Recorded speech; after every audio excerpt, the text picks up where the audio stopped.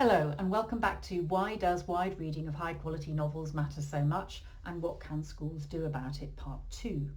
In Part 1 I talked about the powers of novels, and I also talked about the chasm between those pupils for whom those powers have been unleashed and continue to be nurtured, whether through home or school or a happy conjunction of home and school, and those pupils who have the opposite experience and slither through to year 9 or maybe even year 10 without those powers having been unleashed, without the cumulative and lasting benefits that wide independent reading brings, without knowing its pleasures, and without the cultivated literary imagination that ought to make GCSE English literature meaningful and not a grind.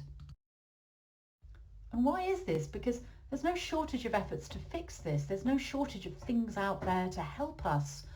Many schools show that they have a clear intention to bring this about. So you'll find many schools have got policies of various kinds to encourage wide reading and reading for pleasure. Many schools have a timetabled reading for pleasure slot, whether it's the library period or something like drop everything and read. Many schools have tracking mechanisms or reflection devices such as reading logs for children to reflect on their reading as they go. So plenty of schools are being proactive around this area. There's always a story of provision when you ask a school what they're doing about this. And some schools also buy into expensive programs such as Accelerated Reader. Also, if you want to access it, there are plenty of good summaries, nicely digested for teachers, busy teachers, which draw your attention to the range of research about barriers to reading and how those barriers can be overcome. So, for example, an excellent volume which I recommend is Alex Quigley's Closing the Reading Gap. And in that book, Quigley draws our attention to such things as the fact that there's some evidence that for struggling readers, reading extended fiction texts at a much faster pace can prove more effective than slowing reading down by constantly inserting activities in some mistaken attempt to make it bite-sized and accessible. So we also find that there are plenty of opportunities, actually, if you look for funding for books. So there shouldn't really be a problem about shortage of good novels for children to access, especially if you live in areas of disadvantage. There are plenty of sources of funding that one can go to for extra money to try and secure enough books. So given all of these opportunities and all these ways of solving the problem, why is it then that the reality for far too many pupils, despite all this, is similar to what I described in part 1 as being on the wrong side of the chasm? Why is this? Well, I'm going to suggest that there are 3 things in particular which I tend to find missing when I start digging deeply, or put more constructively, which I find present in those settings where children are helped despite all those barriers, despite all the difficulties, including difficulties that might come from, say, problems within in their primary schooling or from home. 3 things, and in each of these 3 things we will see those powers being very deliberately unleashed, and largely because those powers are understood. And that's going to be the thing that links it all together. So 3 things. The first thing that you tend to see where those kinds of barriers are really being overcome, where the policies are being effective, is this. They prioritise above all else the journey towards giving pupils a positive, pleasurable experience. So they realise that reading a novel is about reading a whole novel and having it act on you in the ways that I outlined in part 1. And this is prioritised. Too often this doesn't happen, and instead these sorts of things happen. Sometimes schools don't have any allocated reading for pleasure time at all, which suggests that they haven't really understood what it's doing in transforming all of education. Sometimes you find they do have some dedicated reading for pleasure time, whether it's library or DEAR or whatever it is, but the choice pupils have is too open. And those pupils who actually need guidance are not getting guidance. And so they're sitting there choosing Diary of a Wimpy Kid, which is not really going to get them anywhere, or they're choosing novels that are too demanding and that are putting them off. Sometimes they appear to be reading, but they're actually not reading. You go into some settings and you find that the child is sort of sitting there for most of the session with the book held upside down. So it's as though no one's doing something to actually notice whether reading is actually happening in these sessions, so that children are getting past that barrier of being motivated. And sometimes something else goes wrong, that the novels chosen for the English lessons or the approaches adopted for novel reading in English are not prioritising the joy of moving through the novel in a pacey way, fostering that desire to turn the page, cultivating the thing that is missing that might make them finally turn the page when they're on their own. And even where it's fairly obviously essential, so you're working with children in year 7 and 8 who for whatever reason haven't had this proper input back in primary or haven't had it at home, they're not having careful scaffolding and monitoring around the thing that's really needed, that careful shift from supported reading or teacher-led reading to independent reading, the carefully judged decision to focus on a particular section which children can for the first time read on their own, that they're motivated to read on their own because of the well-chosen cliffhanger on the page before or whatever it is. And sometimes something else goes wrong, that the choice of novels over time, whether it's reading for pleasure or English or both, isn't carefully integrating those two things that are acutely necessary for children that are struggling readers, reluctant readers, or haven't yet discovered the pleasure. On the one hand, there needs to be progression into steadily more varied and complex texts so they can cope with it prior to reading something really challenging like Stevenson or Dickens. And on the other hand, we need to also just cultivate the desire to read, which might suggest they need a text which they simply can read, where they're not going to have a stumbling block of a complex idiom or too much difficult vocabulary. And so you need thought that goes into marrying those two things together to make sure that the journey does both those things, doesn't overface them with too much difficult stuff so they do actually want to read on, but equally is steadily building their exposure to complexity. So here's a collection of novels that is placed in an order that does achieve that. Clearly some of them are interchangeable at either end. You could perhaps move some of them around, no problem. But you can see, if you've got any familiarity with these novels, that they've been very, very carefully chosen in that order to ensure that those sorts of things, idioms, syntax, narrative devices, shifts in temporal reference or theme, are getting steadily more challenging so that children's appetite for and tolerance of longer and more complex sentences is beginning to be overcome, beginning to even be enjoyed. So if you look at something like Andrea Levy's The Long Song, which is a very beautiful, disturbing book, it's just perfect for positioning on that journey. Look at this, it's not the complex text that we often expect children to read by year 11, but equally it's definitely moved on from another kind of super novel like, say, Marilee Blackman's writing, which doesn't have this complexity at the level of its structure. Just look in this passage, take time afterwards to have a look at this for its narrative devices, for its free indirect style, for its gentle shifts in temporal reference, which are still comprehensible. So it's the perfect pre-complex text to position others.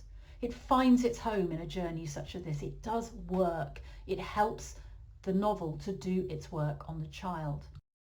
So there's one more thing to throw into this, which is sometimes that there isn't enough thought going into the relationship between the structured input of English lessons on novels and the less structured input, such as Dear or a library period or whatever. Have a look at one. Take some time afterwards to look at it more closely. Just look at the thought and care that has gone into the relationship there between the novels that are read in English, which are steadily growing incrementally. You can easily see why each novel is there in order to make another later novel accessible and interesting. And just look at the very, very carefully planned relationship there, achieving the things I've mentioned between the novels in English and the novels that are read for pleasure. Let's go to the second point now. It's not just about getting the right novels, doing the right order and getting the right approaches to try to make good those gaps where they have not been cultivated earlier in school or at home. It's also about the fact that children need to have role models of adults who love reading. We need people in front of them who embody the fact that an educated adult, someone that we might look up to, an educated adult reads. An educated adult loves books. An educated adult oozes their love for books in the way they read. And if we're having a reading for pleasure session where we have got members of staff in front of the children who they might be just their tutor, who are not interested in the books, are not even very good at feigning interest in the books, who are not able to read sections of that book aloud in such a way that would motivate the children, it's really not going to do that crucial, vital work of making up perhaps for absent role models that they might have had around adults who read and love reading. So consider these things. Are pupils frequently hearing their current novel that they're meant to be reading for pleasure? Are they hearing that novel read aloud, little bits of it, really well by a teacher who is obviously in love with it as a text, as a story, whether as a memory of their own childhood reading or their recent reading? And if this is tricky, there are all sorts of ways around it. Of course, we can't expect all teachers, especially if you are doing this through tutor time, you can't expect all teachers to have an expert ability to be able to read really well. So why not do recordings of those teachers who do read well? You could just do talking books, but there's something to be said for having teachers who are in the school who the children know. So they're seeing this is what educated people do, and look how fulfilling it is, look how rewarding it is, as well as the fact that they are hearing the novel, the beautiful prose read as it should be read in a way that brings it to life. And if the children are entirely reliant, those children who need it, are entirely reliant on the interior voice in their head, and their reading is still weak, and they're not hearing people read aloud gloriously, then clearly we're not doing a crucial thing to bridge that gap.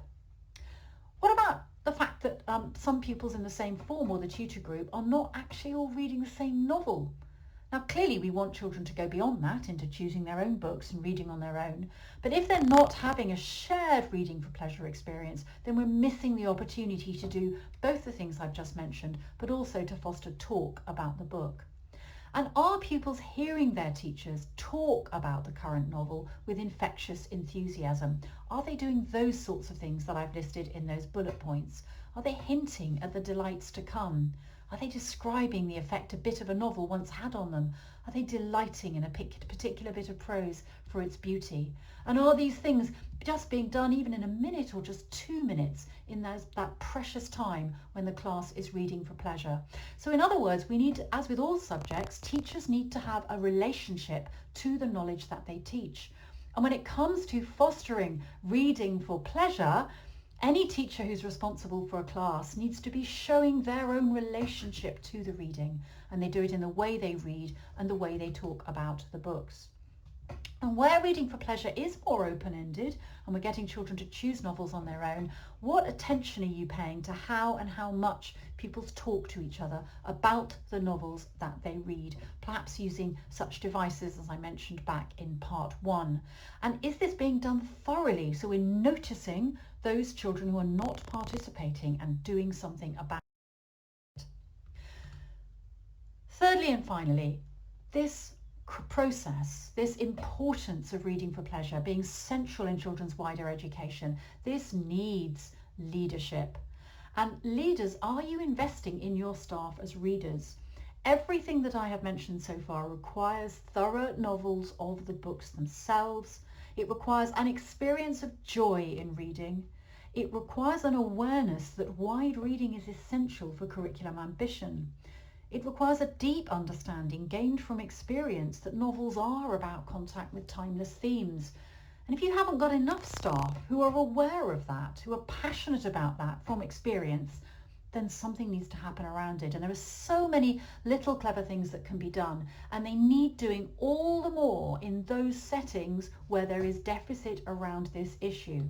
So if you've got a staff reading group or book group, so that novel you want all children to read, that dystopian novel, say Brave New World or 1984 or whatever it is that you want them all to read perhaps before year 10, that the staff are reading it, so the staff understand it and can be talking about it. Do you have a book list of very high quality, diverse children's fiction that you need staff to know and love? It's pure pleasure. It's not a burden for staff to read these books, but is that list there? Are we actually prioritising time for staff to read those books, especially if you're asking members of staff who are not English teachers to engage in this? It's critically important. And do we have novels perhaps, or a list of novels, or do we have discussion groups around novels that relate to particular subjects? Whether that's science or art, as in the two examples I've mentioned here, books that are absolutely glorious for reflecting on those particular subjects. Are the teachers of science or art referring to novels such as these in their lessons? And look out finally for damaging cultural memes that show that there's a problem. Look out for when staff are talking about reading in such a way that would suggest that these things are not understood. What are you doing about it as leaders? And what I mean is this: anything that treats reading as just the skill of reading or a competence to be ticked off, as though it's somehow less important than any other subject. It's not a skill, it's not a competence, it's a valuable encounter with enough specific texts that are adequate to form a web of literary experiences that are meaningful in relationship to each other and that are transformative through the worlds and situations and peoples that they encounter. It's a uniquely pleasurable experience whose power is pleasure. Remember always that teaching is a cultivation of desire. And watch out for this one too. If anybody says this or even thinks this, actually, you've got a problem. If you've got any members of staff who are quietly thinking, well, these pupils are never going to read a novel, it's not that important. These pupils have no hope of ever curling up with a book voluntarily. If you've got someone thinking they're never going to read novels, you need to be really clear. Yes, they will read them, and they can read them, and they must read them. Think of Marcus Rashford, who didn't start reading until he was 17. Thank you.